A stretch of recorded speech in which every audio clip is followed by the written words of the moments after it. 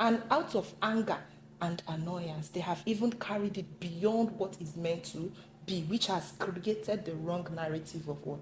Feminism. Thank you very much. There is still room for debate in case you do not agree with what she has just said. Yeah, So, so I agree with what she has said, especially in in a godly home. Yeah, but I believe that feminism extends way beyond the the godly Christian structure. Although I wholeheartedly believe that the godly perspective, the godly side of feminism is wise actually. Okay, and but it will be difficult to implement that across board, especially for people that are non-Christians. So I think maybe we can start also talk about how other people apart from Christians can also effectively lead feminism in a way that is also right and you know wise. I think the operative word in every situation will have to be application of wisdom. So I personally believe that that wisdom is found in the Bible, right? But the version of feminism, in fact, the idea of feminism in the Bible is not even. Feminism in the Bible is like there are two opposite words.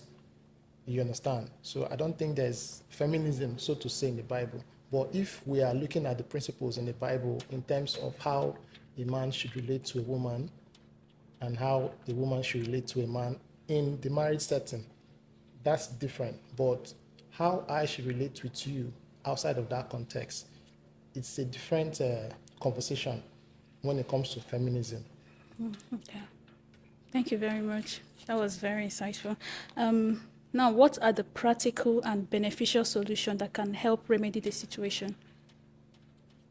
For me, I just think that we should apply wisdom in everything that we do, in as much as women might feel, some women might feel oppressed about, you know, opportunities not being equally distributed or equally given.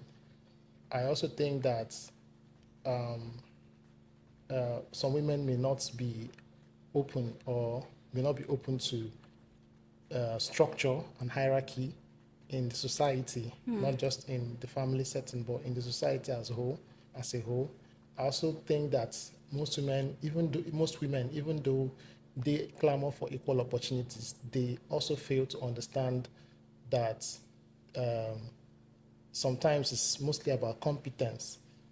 For example, if you have, for example, have 10 slots for a position, right? And then there are 10 men, 10 women, okay? And then we put 10 men, 10 women to write maybe like a test. So at the end of the day, 7 men qualify for that position, and then 3 women qualify for that position, right? So we've given equal opportunities to 10 men, 10 women, but based on competence, Yeah. 7 men emerged, Yeah. and then 3 women. So now I think that women should understand that there is a difference between men and women in this context that I'm giving you, right? So, and in as much as we are preaching equal rights, we should not say that men are the same as women Okay, because like we we should have not striking, overlook competence. yes, we have striking differences in terms of biology, psychology, and all of that.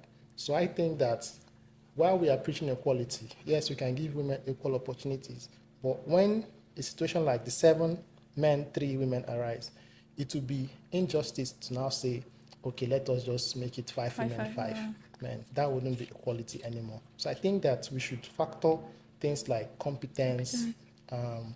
when it comes to, that's what I was talking about. Outside of the marriage setting, there are other areas where we can discuss women's rights, equal opportunities, inclusiveness inside. So I don't know, I think I've made some points All right. around it. Thank you very much.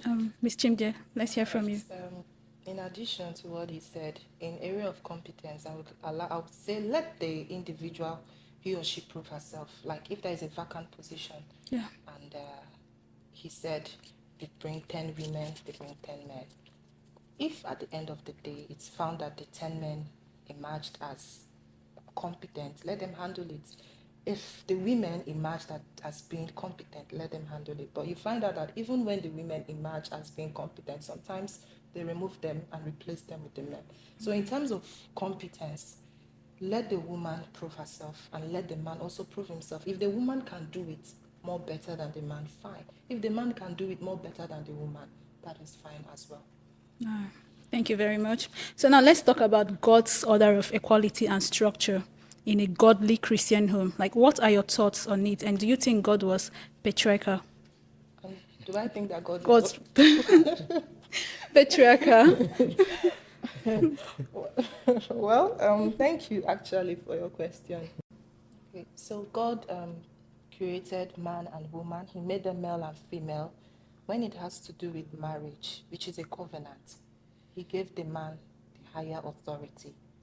Inasmuch as they are one body, because he gave them the order, you shall leave your father and your mother and cleave to your wife, and you both shall become one One. body. So